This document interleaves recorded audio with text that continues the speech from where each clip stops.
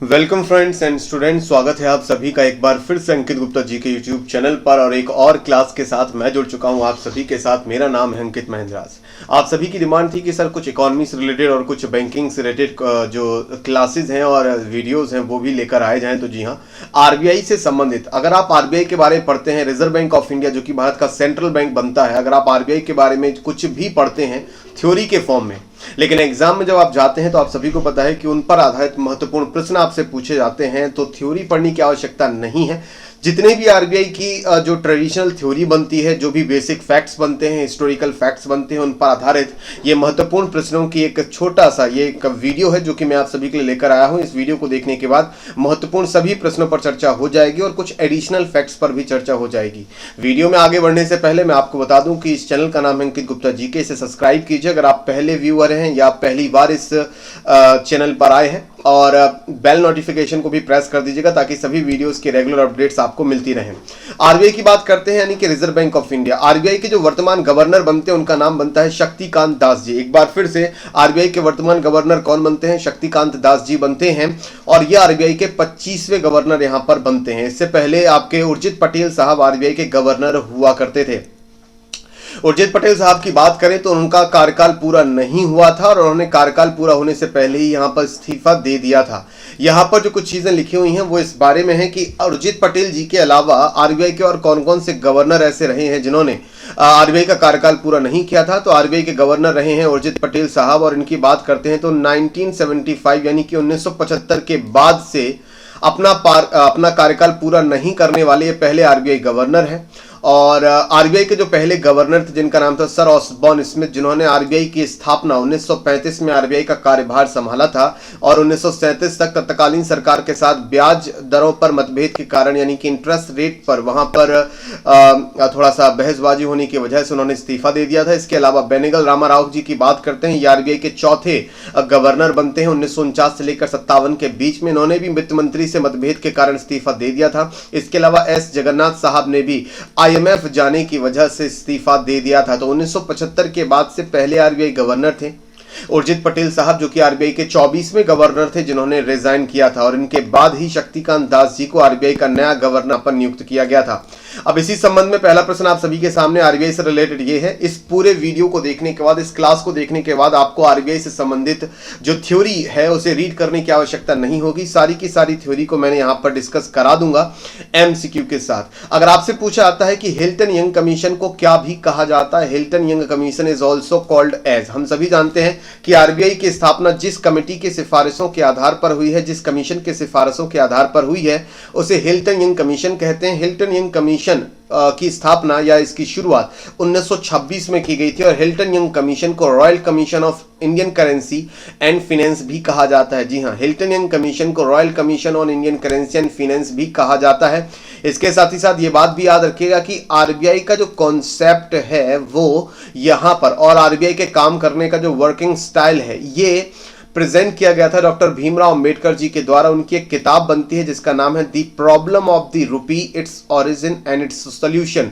तो इस किताब में जो वर्किंग स्टाइल और जो कॉन्सेप्ट आपका दर्शाया गया है, आरबीआई उसी कॉन्सेप्ट और वर्किंग स्टाइल पर काम करता है।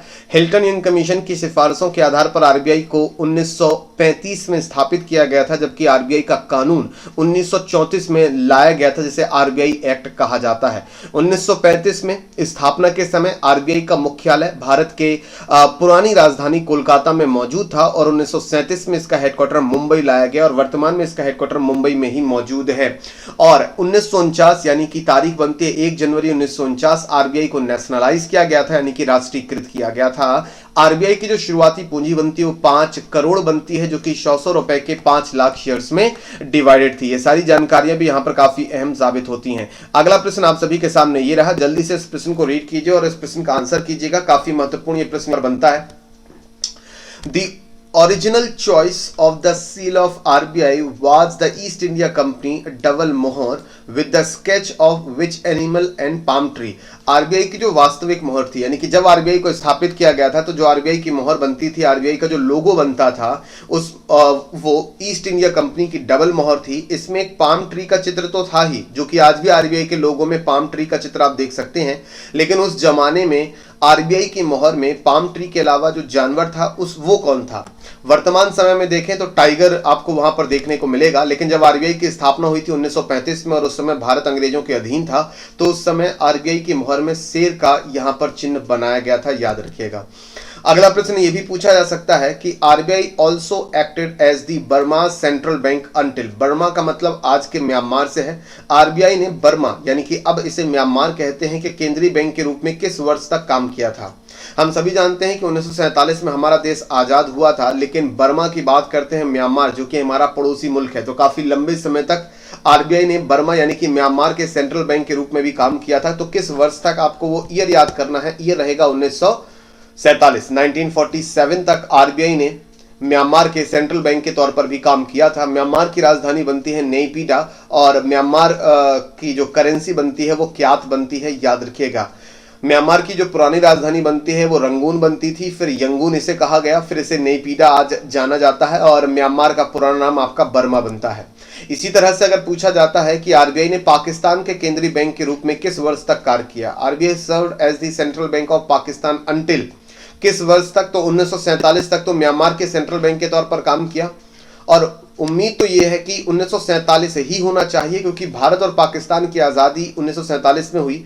नहीं, आज़ादी नहीं कहेंगे, बंटवारा हम कहेंगे, तो आई थिंक, लेकिन ये गलत आंसर होगा। आपको याद रखना है, जब तक पाकिस्तान का सेंट्रल बैंक स्थापित नहीं हो गया, यानी कि स्टेट बैंक ऑफ पाकिस्तान, इसकी स्थापना 1948 में होती है, तब तक यानी कि एक साल तक, यानी कि 47 से लेकर 48 तक भी, जब भारत और पाकिस्तान अलग अलग हो गए थे, आरबीआई ने पाकिस्तान के सेंट्रल बैंक के लिए भी काम किया था। चाइना के सेंट्रल बैंक का नाम बनता है पीपल्स बैंक ऑफ चाइना, ये नाम आप लोग याद रख लीजिएगा। इसके अलावा अमेरिका के सेंट्रल बैंक का नाम बनता है फेडरल रिजर्व सिस्टम।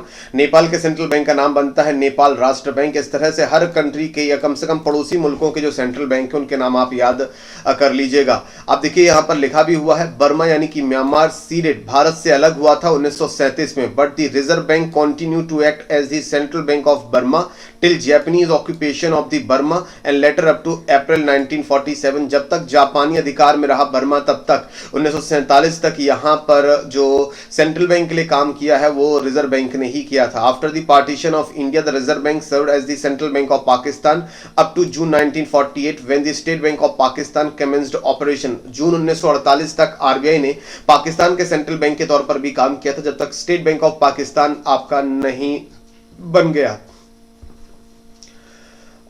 यहां पर ये लिखा हुआ है बर्मा के लिए, till the Japanese occupation of Burma. तो जब तक जैपनीज ऑक्यूपेशन नहीं हो गया बर्मा पर, तब तक उन्होंने काम किया, और उसके बाद जब जैपनीज ऑक्यूपेशन हटा 1945 के आसपास, जब आपका सेकेंड वर्ल्ड वॉर खत्म हुआ था, तो उसके बाद भी 1947 तक आरबीआई ने काम किया है। यानी कि जब तक जैपनीज ऑक्यूपेशन बना रहा तब तक आरबीआई ने म्यांमार के सेंट्रल बैंक के तौर पर काम नहीं किया था। ये अपडेट और कर लीजिएगा। अगले प्रश्न की बात कर लेते हैं, इंपॉर्टेंट बनेगा। क्वेश्चन को ध्यान से रीड कीजिएगा और फिर जवाब दीजिएगा। आरबीआई ने 3 फरवरी किस ईयर तक को बैंक नोटों का उत्पादन करने के लिए Bharatiya Reserve Bank Note Mudran Private Limited नामक एक सहायक कंपनी की स्थापना की थी? The RBI founded a subsidiary company the Bharatiya Reserve Bank Note Mudran Private Limited on 3rd February in which year to produce bank notes. यानी कि बैंक नोट्स का उत्पादन करने के लिए, बैंक नोटों को छापने के लिए Bharatiya Reserve Bank Note Mudran Private limited एक सहायक कंपनी की स्थापना आरबीआई के द्वारा की गई थी 3 फरवरी 1995 को। 3 फरवरी 1995 को। वर्तमान में आरबीआई के 4 आपकी सब्सिडरी बनती हैं। एक तो आपकी बनती है भारतीय Reserve Bank Note Mudran Private limited, इसके अलावा deposit insurance and credit guarantee corporation, ये भी आपकी सब्सिडरी बनती है आरबीआई की। इसके अलावा रैबिट नाम की जो ऑर्गेनाइजेशन है वो भी इसकी सब्सिडरी बनती है। और इसके अलावा ये आरबीआई हो गया, भारतीय नोट मुद्रण प्राइवेट लिमिटेड हो गया। इसके अलावा चौथी सब्सिडरी कौन बनती है, जरा मुझे टाइप करके जल्दी से कमेंट बॉक्स में बताइएगा। अगला प्रश्न, the security printing and minting corporation of India a merger of how many institutions was founded in 2006? Security Printing and Minting Corporation of India कुल कितने संस्थानों के विलय के बाद 2006 में स्थापित हुई थी? तो इसमें टोटल जो आपके संस्थान बनते हैं वो 9 इंस्टीट्यूशंस बनते थे।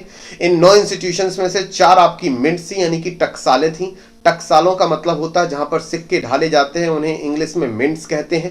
और 4 यहां पर प्रिंटिंग प्रेस थी जहां पर नोट छापे जाते थे। तो 4 मिंट्स, 4 टकसालें, 4 प्रिंटिंग प्रेस, तो टोटल 8। और एक आपकी सिक्योरिटी प्रिंटिंग जो कि डॉक्यूमेंट्स और कागज के निर्माण के लिए स्थापित की गई थी। तो इनको मिलाकर टोटल आपके 9 इंस्टीट्यूशंस यहां पर बन जाते हैं। इन 9 इंस्टीट्यूशंस के बारे में एक नजर यहां पर डालेंगे। कहां कहां पर बैंक नोट प्रेस स्थापित है, नोट प्रेस कहां पर बनी हुई है भारत में? तो करेंसी नोट प्रेस आपकी एक नासिक महाराष्ट्र में है, एक बैंक नोट प्रेस आपकी देवास मध्य प्रदेश में है। इसके अलावा भारतीय Reserve Bank Note Mudran Private limited के तहत काम करने वाली 2 जो बैंक नोट प्रेस हैं, एक मैसूर कर्नाटक में है और दूसरी साल्वनी वेस्ट बंगाल में है। इसके अलावा टकसालों की बात करते हैं, मिंट्स की बात करते हैं जहां पर सिक्के ढाले जाते हैं, तो security printing and minting corporation of India के तहत ये काम करने वाली जो 4 टकसालें हैं, एक आपकी मुंबई में है, दूसरी कोलकाता में है, तीसरी हैदराबाद में है और चौथी आपकी नोएडा में बनती है। जबकि सिक्योरिटी पेपर मिल जहां पर कागज का उत्पादन किया जाता है, सिक्योरिटी पेपर बनाया जाता है, 1968 में इसकी स्थापना होशंगाबाद महाराष्ट्र में की गई थी। तो इसको भी यहां पर अपडेट कर लीजिएगा, यह भी आपके लिए महत्वपूर्ण जानकारी बनती है। आगे बात करेंगे रिजर्व बैंक का या रिजर्व बैंक की पहली मुख्य वित्तीय अधिकारी कौन थी? क्योंकि ये पहली थी इसलिए यहां पर ये इंपॉर्टेंट बन जाती हैं। Who is the first chief financial officer of the Reserve Bank of India? सरिता बालाकृष्णन, उषा सुब्रमण्यम, सुधा बालाकृष्णन, उषा बालाकृष्णन, या इनमें से कोई नहीं, नाम याद रखिए। सुधा बालाकृष्णन जी आरबीआई की पहली सीएफओ थी यानी कि चीफ फाइनेंशियल ऑफिसर थी और इनका जो अपॉइंटमेंट हुआ था वो 2016 में हुआ था। नाम याद रखने का प्रयास कीजिएगा। अगला प्रश्न, आरबीआई का स्टाफ कॉलेज जहां पर आरबीआई का ट्रेनिंग कॉलेज भी है किस शहर में स्थित है? आरबीआई बैंक स्टाफ कॉलेज जो कि ट्रेनिंग कॉलेज बनता है आरबीआई का, भारत के किस शहर में मौजूद है? तो सही जवाब यहां पर बनता है चेन्नई सिटी। आरबीआई के 4 लोकल बोर्ड भी बनते हैं। उन 4 लोकल बोर्ड या जो आरबीआई के 4 लोकल बोर्ड बनते हैं उनमें से एक मुंबई में, दूसरा नई दिल्ली में, तीसरा आपका कोलकाता में और चौथा चेन्नई में ही मौजूद है। तो आरबीआई के 4 लोकल बोर्ड कोलकाता, मुंबई, चेन्नई और मुंबई में मौजूद है और चेन्नई में आरबीआई का स्टाफ कॉलेज भी आपका मौजूद है, इसे नोट कीजिएगा। अगला प्रश्न, अगर आपसे पूछा जाता है कि कृषि बैंकिंग कॉलेज, यह भी आरबीआई का एक ट्रेनिंग कॉलेज है, यह किस शहर में स्थित है? The College of Agricultural Banking, a training college of RBI, located in which city? तो करेक्ट आंसर यहां पर बनता है पुणे। पुणे सिटी में ये मौजूद है कृषि बैंकिंग कॉलेज, जबकि स्टाफ कॉलेज आपका चेन्नई में मौजूद है। लखनऊ में बात करते हैं तो सिडबी नाम के ऑर्गेनाइजेशन का नाम आपने सुना होगा, small industrial development bank of India. तो सिडबी ऑर्गेनाइजेशन का हेडक्वार्टर आपका लखनऊ में बनता है, याद रखिएगा। आरबीआई का हेडक्वार्टर जब आरबीआई की स्थापना हुई थी 1935 में तब तो कोलकाता था और आरबीआई का सेंट्रल हेडक्वार्टर 1937 में आपका मुंबई पहुंचा, इसको याद रखिएगा। आरबीआई किस शहर में अपना एक मौद्रिक संग्रहालय भी चलाता है? RBI runs a monetary museum in which city? Monetary museum of RBI किस शहर में स्थित है? आरबीआई उसे चलाता है बेंगलुरु, कोलकाता, मुंबई, कोलकाता, चेन्नई। बेंगलुरु, लखनऊ, मुंबई, कोलकाता, इनमें से कोई नहीं, करेक्ट आंसर नोट कीजिएगा। मुंबई सिटी जहां पर आरबीआई का सेंट्रल ऑफिस मौजूद है, आरबीआई का हेडक्वार्टर मौजूद है, वहीं पर आरबीआई के द्वारा एक मौद्रिक संग्रहालय भी आपका चलाया जाता है। अगला प्रश्न यहां पर यह बनता है कि 7 साल से अधिक कार्यकाल अवधि के साथ कौन से आरबीआई गवर्नर सबसे लंबे समय तक सेवा में रहने वाले आरबीआई गवर्नर थे? Holding office for over 7 years, which RBI governor is the longest serving RBI governor? सीधा सा प्रश्न यहां पर यह बनता है कि सबसे लंबे समय तक आरबीआई के गवर्नर रहने वाले आरबीआई गवर्नर का नाम क्या है जिन्होंने सबसे लंबे समय तक आरबीआई का पदभार संभाला हो? सही जवाब यहां पर बनता है बेनेगल रामा राव। याद रखिएगा, बेनेगल रामा राव आरबीआई के चौथे गवर्नर थे। सीडी देशमुख आरबीआई के तीसरे गवर्नर थे। अगर हमसे पूछा जाता है कि who was the first Indian governor of RBI, तब हमारा आंसर होगा सीडी देशमुख यानी कि चिंतामन द्वारिकानाथ देशमुख। इन्होंने 1943 से लेकर 1949 तक आरबीआई का कार्यभार संभाला था। अगर प्रश्न यह पूछा जाता है कि आजाद भारत के पहले आरबीआई गवर्नर, तब भी आपका आंसर बनेगा सीडी देशमुख। इनके बाद बेनेगल रामा राव आए थे जिन्होंने 7 साल से भी अधिक कार्यकाल के लिए आरबीआई के गवर्नर के तौर पर काम कामकाज यहां पर किया था। उम्मीद है ये पॉइंट आपको क्लियर होता चल रहा होगा। अगला अगर क्वेश्चन ये पूछा जाता है आप सभी से कि ठीक है, सबसे लंबा गवर्नर का कार्यकाल तो हमने देख लिया कि बेनेगल रामाराव साहब का रहा, अगर सबसे छोटे कार्यकाल की बात की जाए कि आरबीआई के सबसे कम समय के लिए गवर्नर कौन रहे, और जानकर आश्चर्य होगा मात्र 20 दिनों के लिए आरबीआई के गवर्नर बने थे, मात्र 20 दिनों तक ये आरबीआई के गवर्नर रहे थे। का नाम यहां पर क्या बनता है? तो करेक्ट आंसर याद रखिएगा, अमिताभ घोष जी। अमिताभ घोष जी 15 जनवरी 1985 से लेकर 4 फरवरी 1985 लगभग 20 दिनों तक आरबीआई के गवर्नर रहे थे, और सबसे छोटा जो कार्यकाल है वो अमिताभ घोष साहब का ही यहां पर बनता है। अमिताभ घोष जी आरबीआई के 16वें गवर्नर थे, यह भी याद रखिएगा। तो 16वें गवर्नर का सबसे छोटा कार्यकाल था, जबकि चौथे आरबीआई गवर्नर बेनेगल रामाराव का सबसे बड़ा कार्यकाल था। चौथे गवर्नर में 4 का गुणा कीजिए तो 16वें गवर्नर आपके निकल कर आएंगे अमिताभ घोष। तो 4 और 16, 4 नंबर पर चौथे नंबर पर आरबीआई गवर्नर बेनेगल रामाराव 7 साल से भी अधिक समय तक। 16वें नंबर पर अमिताभ घोष या ए घोष आप इन्हें कह सकते हैं, इनका सबसे कम कार्यकाल यहां पर बनता है, मात्र 20 दिन। आरबीआई के कौन से नंबर के गवर्नर डॉक्टर मनमोहन सिंह बाद में भारत के कौन से नंबर के प्रधानमंत्री बने? क्वेश्चन काफी इंटरेस्टिंग है। डॉक्टर मनमोहन सिंह का नाम आप सभी ने सुना होगा, भारत के 2 बार प्रधानमंत्री रह चुके हैं डॉक्टर मनमोहन सिंह, और भारत के वित्त मंत्री भी रहे काफी लंबे समय तक। और आपको यह बताना है कि डॉक्टर मनमोहन सिंह आरबीआई के कौन से नंबर के गवर्नर थे और कौन से नंबर के प्रधानमंत्री बने थे। ऑप्शन आप सभी के सामने है, 13 और 15, 14 और 12, 15 और 13, 12 और 14 और 13 और 14। पहला जो नंबर है वो आरबीआई के गवर्नर के लिए है, और दूसरा जो नंबर बनता है वो प्रधानमंत्री के लिए बनता है। मनमोहन सिंह जी आरबीआई के 15वें गवर्नर थे, जबकि भारत के 13वें प्रधानमंत्री वो बने थे। बस नोट कर लीजिएगा, इसके अलावा कुछ खास जानने के लिए नहीं। अगला प्रश्न, आरबीआई गवर्नर के रूप में उर्जित पटेल साहब का कार्यकाल कितना था? वर्तमान में जो आरबीआई के गवर्नर बनते हैं वो बनते हैं आपके शक्तिकांत दास जी, 25वें गवर्नर हैं। उर्जित पटेल साहब इससे पहले आरबीआई गवर्नर थे, यानी कि 24वें गवर्नर। इन्होंने समय से पहले ही रिजाइन कर दिया था, तो इनका कार्यकाल लगभग कितने समय चला? तो 2 साल और 98 दिन इनका कार्यकाल चला। इतना डिटेल में क्वेश्चन नहीं आएगा, लेकिन फिर भी नॉलेज के पॉइंट ऑफ व्यू से क्वेश्चन मैंने आप सभी से यहाँ पर शेयर किया। आरबीआई के गवर्नर के रूप में डॉक्टर मनमोहन सिंह का कार्यकाल किस वर्ष से लेकर किस वर्ष तक रहा? What was the tenure of doctor Manmohan Singh the RBI governor? Option आप सभी के सामने बनता है। करेक्ट आंसर यहाँ पर बनेगा 1982 से लेकर 1985 तक, 1982 से लेकर 85 तक ये आरबीआई के गवर्नर रहे थे। डॉक्टर मनमोहन सिंह जी के द्वारा हाल ही में किताब लिखी गई थी, इसका नाम था चेंजिंग इंडिया। इस किताब के टोटल 5 वॉल्यूम है, या टोटल 5 अलग अलग पार्ट बनते हैं। ये किताब कई बार एग्जाम में पूछी गई है, इसे इसको भी नोट कर लीजिएगा कि आरबीआई के गवर्नर डॉक्टर मनमोहन सिंह जी ने चेंजिंग इंडिया नामक बुक यहाँ पर लिखी थी। अगर हम लोग वित्त मंत्री के रूप में देखें डॉक्टर मनमोहन सिंह जी को, तो इनका कार्यकाल किस वर्ष से लेकर किस वर्ष तक रहा? What was the tenure of doctor Manmohan Singh as the finance minister? तो 1991 से लेकर 1996 के बीच में ये भारत के वित्त मंत्री यहां पर बने थे। उस समय पीवी नरसिम्हा राव साहब की सरकार हुआ करती थी, और उस समय डॉक्टर मनमोहन सिंह जी ने राव और मनमोहन प्लान भी पेश किया था।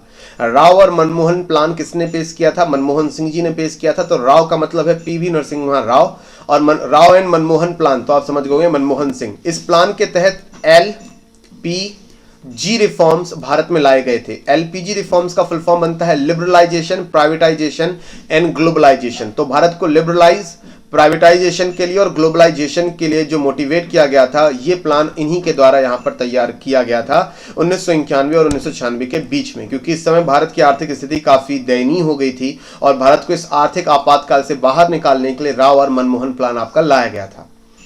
अगर आपसे यह प्रश्न पूछा जाता है कि आरबीआई के तीसरे गवर्नर कौन थे, who was the third governor of RBI, तो आप सभी को पता है सर ऑसबॉर्न स्मिथ आरबीआई के पहले गवर्नर थे 1935 से लेकर 37 तक।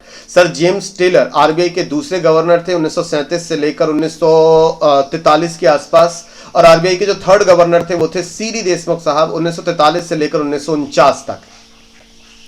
याद रखिएगा 1943 से लेकर 1949। चिंतामन द्वारिकानाथ देशमुख पहले भारतीय गवर्नर भी थे, और आजाद भारत के भी पहले आरबीआई गवर्नर ये बनते थे। अगला प्रश्न, निम्नलिखित में से किस आरबीआई गवर्नर ने भारत के वित्त मंत्री के रूप में भी कार्य किया है? Which of the following governors of RBI also served as the finance minister of India? John Mathai, Pranab Mukherjee, Yashwant Sinha, Manmohan Singh या पी चिदम्बरम? सही जवाब यहां पर जो बनता है वो आप समझ गए होंगे, क्योंकि पीछे ही मैंने आपको इसी क्लास में बताया है कि मनमोहन सिंह जी आरबीआई के 15वें गवर्नर थे, और प्रधानमंत्री के तौर पर ये 13वें प्रधानमंत्री बने और ये भारत के वित्त मंत्री भी रहे। तो इकलौते ऐसे वित्त मंत्री हैं जिन्होंने आरबीआई के गवर्नर के रूप में भी काम किया है। जॉन मथाई साहब की बात कर ले तो जॉन मथाई साहब भारत के पहले रेल मिनिस्टर आपके बनते थे। जॉन मथाई साहब आपके पहले रेल मिनिस्टर बनते थे, ये पॉइंट आपको यहां पर याद रखना है। निम्नलिखित में से कौन आरबीआई का वर्तमान डिप्टी गवर्नर नहीं है? Which of the following is not a current deputy governor of RBI? Options आपके सामने हैं। NS Vishwanatham, MD Patra, BP Kanungo, MK Jain, इनमें से कोई नहीं। आपको पता होगा 31 मार्च 2020 को इसी वर्ष एनएस विश्वनाथन साहब ने इस्तीफा दे दिया है। इनके इस्तीफा देने के बाद एमडी पात्रा, बीपी कानूनगो और एमके जैन 3 ही आरबीआई के डिप्टी गवर्नर यहां पर बचे हैं। मैक्सिमम आरबीआई के 4 ही डिप्टी गवर्नर हो सकते हैं, इससे ज्यादा आरबीआई के डिप्टी गवर्नर नहीं हो सकते। कम हो सकते हैं लेकिन 4 से ज्यादा आरबीआई के डिप्टी गवर्नर नहीं हो सकते। आरबीआई के डिप्टी गवर्नर्स को भी 3 साल के लिए ही अपॉइंट किया जाता है, फिर अगर जरूरत पड़ने पर उन्हें 1-1 साल का एक्सटेंशन यहां पर दिया जाता है। अगर आपके एग्जाम में यह प्रश्न पूछा जाता है आरबीआई की हिस्ट्री से कि किस आरबीआई गवर्नर के कार्यकाल के दौरान इंपीरियल बैंक ऑफ इंडिया को स्टेट बैंक ऑफ इंडिया के रूप में रूपांतरित किया गया था, तब आपका जवाब क्या होगा? During the tenure of which RBI governor the Imperial Bank of India transform into SBI? Lakshmikant Jha, RN Malhotra, M Narasimham, Manmohan Singh या बेनेगल रामा राव? अब इसके लिए हमें यहां पर यह समझना होगा कि एसबीआई को, इंपीरियल बैंक ऑफ इंडिया को एसबीआई में कब कन्वर्ट किया गया था। तो याद रखिएगा 1955 तारीख बनती है 1 जुलाई। इंपीरियल बैंक ऑफ इंडिया में से इंपीरियल शब्द को हटाकर स्टेट शब्द इसमें ऐड किया गया था और इसे स्टेट बैंक ऑफ इंडिया नाम यहां पर दिया गया था। उस समय आरबीआई के गवर्नर थे बेनेगल रामा राव। इनके बारे में मैंने अभी क्लास के दौरान आपको बताया कि यह आरबीआई के चौथे गवर्नर बनते हैं और आरबीआई के सबसे लंबे समय तक गवर्नर बने रहने का रिकॉर्ड भी बेनेगल रामा राव जी के नाम पर ही है। तो करेक्ट आंसर ऑप्शन नंबर 5 यहां पर बनेगा। अब आपसे अगर प्रश्न पूछा जाता है कि किस आरबीआई गवर्नर के कार्यकाल के दौरान 14 प्रमुख वाणिज्यिक बैंकों का 1969 में राष्ट्रीयकरण किया गया था, यानी कि बैंकों का जो पहला नेशनलाइजेशन हुआ था, first nationalisation of Indian banks, ये हुआ था 1969 में, जहां पर 14 बड़े बैंकों को नेशनलाइज किया गया था। इसके लिए शर्त यह रखी गई थी कि जिन बैंकों की मार्केट कैपिटल या पूंजी 50 करोड़ या इससे ज्यादा है, उन सभी प्राइवेट बैंकों को गवर्नमेंट बैंक में कन्वर्ट किया जाएगा और ऐसे बैंक आपके 14 थे। तो ये सारी प्रोसेस किस आरबीआई गवर्नर के कार्यकाल में हुई थी? तो लक्ष्मीकांत झा जी के कार्यकाल में यह हुई थी। याद ये भी यहां पर रखना है कि लक्ष्मीकांत झा जी आरबीआई के 8वें गवर्नर आपके बनते थे और 14 प्रमुख वाणिज्यिक बैंकों का नेशनलाइजेशन 1969 में हुआ था with the minimum capital of 50 crore. जिन भी बैंकों की थी उनको यहां पर नेशनलाइज किया गया था। अगला प्रश्न, किस आरबीआई गवर्नर के कार्यकाल के दौरान क्षेत्रीय ग्रामीण बैंकों की स्थापना की गई थी? During the tenure of which RBI governor the regional rural banks were set up? NC Sen Gupta, RN Malhotra, M Narasimham, Manmohan Singh या के आर पुरी? पहले हमें यह समझना होगा कि आरआरबीज यानी कि रीजनल रूरल बैंक्स को भारत में 1975 में स्थापित किया गया था। सबसे पहले भारत में 5 आरआरबी स्थापित किए गए थे 2 अक्टूबर 1975 को, जबकि रीजनल रूरल बैंकों के लिए जो कानून पास हुआ था वो 1976 का पास हुआ था। और ये भी याद रखिएगा कि आरआरबीज की अगर हम लोग बात करते हैं तो आरआरबीज का जो कैपिटल फॉर्मेशन था वो कुछ इस प्रकार से हुआ करता था कि आरआरबी की जो पूंजी होती थी, रीजनल रूरल बैंकों की जो पूंजी होती है, उसमें स्पॉन्सर्ड बैंक का जो परसेंटेज होता है वो 35% होता है, 15% जो होता है वो होता है स्टेट गवर्नमेंट का और 50% जो होता है वो होता है आपका सेंट्रल गवर्नमेंट का। तो 1975 के आसपास आरबीआई गवर्नर थे के आर पुरी साहब। के आर पुरी आरबीआई के जो गवर्नर बनते हैं वो बनते हैं आपके 12वें आरबीआई गवर्नर बनते थे। उन्हीं के कार्यकाल के दौरान क्षेत्रीय ग्रामीण बैंकों को स्थापित किया गया था और उस समय भारत की जो प्रधानमंत्री बनती थी वो इंदिरा गांधी बनती थी और इंदिरा गांधी जी ने ही रीजनल रूरल बैंक वाले कॉन्सेप्ट को वो लेकर आई थी। अगला प्रश्न, और 1969 में भी जब फर्स्ट बैंकों का नेशनलाइजेशन हुआ था उस समय भी भारत की प्रधानमंत्री इंदिरा गांधी जी ही आपकी बनती थी। किस आरबीआई गवर्नर के कार्यकाल के दौरान 6 निजी बैंकों का राष्ट्रीयकरण हुआ था? During the tenure of which RBI governor 6 private sector banks were nationalised? पहली बार जो बैंकों का नेशनलाइजेशन हुआ था वो 1969 में हुआ था और दूसरी बार 6 और बैंकों को नेशनलाइज किया गया था 1980 में, 1980 में। तारीख बनती थी 15 अप्रैल और इस बार जो शर्त रखी गई थी वो ये रखी गई थी कि जिन बैंकों की कैपिटल 200 करोड़ या इससे ज्यादा होगी उन्हीं बैंकों को नेशनलाइज किया जाएगा। तो ऐसे बैंक निकल कर आए थे 6 और उस समय आरबीआई के जो गवर्नर बनते थे वो बनते हैं आई जी पटेल साहब। या आरबीआई के 14th यानी कि 14वें गवर्नर आपके बनते थे। और 1980 में बैंकों का नेशनलाइजेशन हुआ था, तो आप समझ गए होंगे 1980 के आसपास जो आरबीआई गवर्नर थे वो आईजी पटेल साहब आपके बनते हैं। डॉक्टर रघुराम जी राजन काफी फेमस आरबीआई गवर्नर रहे हैं। अगर मैं उनकी बात करता हूं तो वे 23वें आरबीआई गवर्नर थे और डॉक्टर रघुराम जी राजन के द्वारा फॉल्ट लाइंस नामक किताब लिखी गई थी। तो लो, मैंने आंसर यहां पर बता ही दिया है कि which RBI governor wrote the book fault lines. तो याद रखिएगा, फॉल्ट लाइंस नामक जो किताब है वो रघुराम जी राजन जी के द्वारा लिखी गई थी। मनमोहन सिंह जी के द्वारा मैंने अभी आपको हाल ही में बताया कि चेंजिंग इंडिया नामक किताब आपकी लिखी गई थी, ये भी आपको याद रखना है। 25वां प्रश्न यह है कि शक्तिकांत दास जी आरबीआई के 25वें गवर्नर बनाए गए हैं, जो कि कुल कितनी अवधि के लिए काम करेंगे या कितने समय तक के लिए काम यहां पर करेंगे। Shaktikanta Das has become the 25th RBI governor and will serve a term. How much year term, तो कितने साल के लिए, तो मैंने आपको बताया था कि 3 साल के लिए आरबीआई के गवर्नर अपॉइंट किए जाते हैं, फिर उन्हें एक साल के लिए एक्सटेंशन यहां पर दिया जाता है। तो वर्तमान में वो 3 साल के लिए आरबीआई के गवर्नर हैं। अगला प्रश्न, Shaktikanta Das ji 1980 batch IAS officer was the member of which finance commission. RBI के वर्तमान गवर्नर शक्तिकांत दास जी 1980 बैच के आईएएस अधिकारी हैं। यह किस वित्त आयोग के सदस्य भी यहां पर रहे हैं। 13वें वित्त आयोग, 14वें वित्त आयोग, 15वें वित्त आयोग या 16वें वित्त आयोग। वित्त आयोग का काम क्या होता है यह भी याद रखिएगा कि जो टोटल रेवेन्यू सरकार को मिलता है, कुल राजस्व जो सरकार इकट्ठा करती है, उस राजस्व को केंद्र और राज्य सरकारों के बीच में इक्वली डिवाइडेशन के लिए यहां पर वित्त आयोग का गठन आपका किया जाता है। 15वें वित्त आयोग के सदस्य भी आपके रह चुके हैं शक्तिकांत दास जी, जो कि आरबीआई के वर्तमान गवर्नर यहां पर बनते हैं। अब एक प्रश्न आप सभी से यहां पर एमसीक्यू चैलेंज के तौर पर, वीडियो कंप्लीट हो जाने के बाद इस प्रश्न का आंसर आप सभी को कमेंट बॉक्स में करना है। देखते हैं आप सभी ने कितना सीखा। लोकपाल योजना का नाम आप सभी ने सुना होगा, बैंकिंग ओम्बड्समैन स्कीम का नाम आपने सुना होगा। अगर मैं आपसे यह प्रश्न पूछता हूं कि बैंकिंग लोकपाल योजना की शुरुआत भारत में कब की गई थी, ऑप्शंस आप सभी के सामने हैं। सबसे पहले बैंकिंग लोकपाल की योजना फ्रांस से भारत आई थी, लेकिन किस वर्ष में आई थी या किस वर्ष में इसे शुरू किया गया था, जिसके तहत अगर आपको कोई शिकायत है अपने बैंक से तो आप यहां पर बैंकिंग लोकपाल को शिकायत यहां पर कर सकते हैं। 30 दिनों के अंदर, शिकायत करने के 30 दिनों के अंदर समाधान मिलने की पूरी गुंजाइश होती है। तो आपको यह बताना है, इस प्रश्न का आंसर आपको कमेंट बॉक्स में करना होगा। यहां पर मैंने आप सभी के लिए एक लिस्ट भी प्रोवाइड की है, आप इस लिस्ट को भी देख लीजिएगा, इसका स्क्रीनशॉट लेना हो आप ले लीजिएगा। यहां पर आरबीआई के 23वें गवर्नर उर्जित पटेल साहब से लेकर उससे पहले आरबीआई के गवर्नर रघुराम जी राजन थे, डी सुब्बा राव थे, फिर वाईवी रेड्डी थे, बिमल जालान जी उससे पहले थे, सी रंगराजन जी उससे पहले थे, एस वेंकट रमन और आर एन मल्होत्रा उससे पहले थे। इसके अलावा भी अगर हम लोग देखते हैं तो यहाँ पर मैंने कंप्लीट आपको लिस्ट प्रोवाइड कर दी है आरबीआई की वेबसाइट से, तो आप इसका आनंद उठा सकते हैं। एक घोष साहब हैं जो कि सबसे कम समय के गवर्नर रहे थे, मनमोहन सिंह जी जो कि वित्त मंत्री भी रहे, प्रधानमंत्री भी रहे, आरबीआई के 15वें गवर्नर रहे, आईजी पटेल हैं, एम नरसिम्हन हैं, के आर पुरी हैं, एनसी सेनगुप्ता हैं, एस जगन्नाथ हैं, एन बी अडरकर हैं, एल के झा हैं, पीसी भट्टाचार्य हैं। इसके अलावा आरबीआई के और गवर्नर्स की बात करते हैं तो एच बी आयंगर साहब यहाँ पर हैं। इसके अलावा केजीएम अम्बेडगांवकर हैं। इसके अलावा बेनेगल रामाराव हैं जो कि आरबीआई के सबसे लंबे समय तक गवर्नर रहे। चिंतामन द्वारकानाथ देशमुख 1943 से लेकर 1949 तक आरबीआई के गवर्नर रहे और पहले भारतीय थे जो आरबीआई के गवर्नर थे। पहले आरबीआई गवर्नर थे सर ऑसबॉर्न स्मिथ, और ऑसबॉर्न स्मिथ के अलावा दूसरे जो अंग्रेजी गवर्नर थे वो थे सर ब्रैड टेलर या जेम्स ब्रैड टेलर। ये 1943 तक आरबीआई के दूसरे गवर्नर आपके रहे थे। ये रही आपकी कंप्लीट लिस्ट। उम्मीद है ये सेशन आपको पसंद आया होगा। छोटा सा सेशन था, थ्योरी के माध्यम से एमसीक्यूज आप तक पहुंचाने थे, एडिशनल इंफॉर्मेशन पहुंचानी थी।